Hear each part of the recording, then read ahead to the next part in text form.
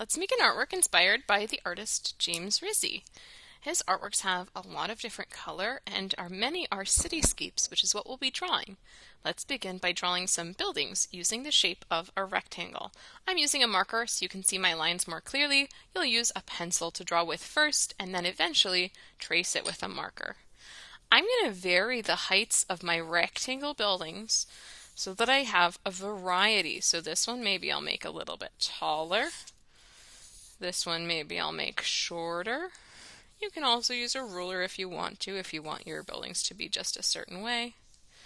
If you are using a ruler, a good tip is to make sure you're holding it down so it doesn't slide around. I'll use a ruler to draw this next building just so you can get an idea of the difference.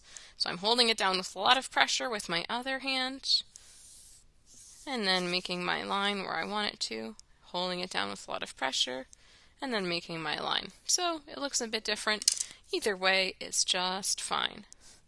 Maybe I'll do a really short little building right here. And one more tall one over on this other side. So the first step is establishing the heights of all of our buildings. Next, we're going to add shapes to the tops to make the roofs look more interesting. So I could add some triangles and squares and circles.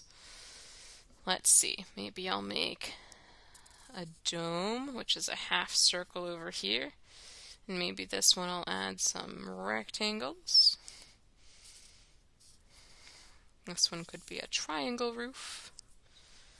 You can be creative with your different roof shapes. The roof could even extend wider than the top of the building. This one is a trapezoid shape. Maybe I'll do a little arcade of arches on this one.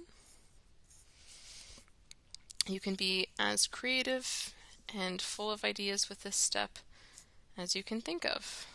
You can combine and layer different shapes too.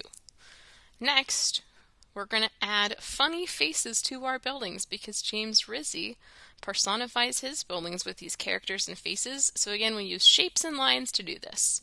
So any kind of face you can think of is a face you can add.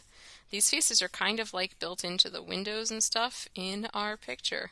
It's fun to get a little creative and funky with it. So don't expect it to look a certain way. Be flexible with the process. It's okay if things are different as we go. You can vary where you're putting the face on each building. That's fine too. Again, you'll be drawing with pencil, so if you want to make a change and erase something, you can. I'm drawing with markers, so I don't really have that option.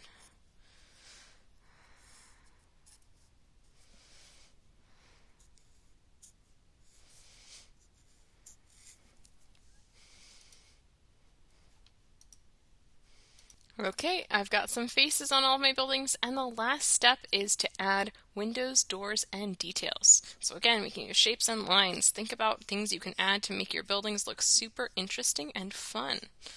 You can think about if you want the windows to match some of the shapes that they did in the faces, or if you want them to look different. There's no right or wrong way to do this. It's all about deciding how you want to be creative and express yourself.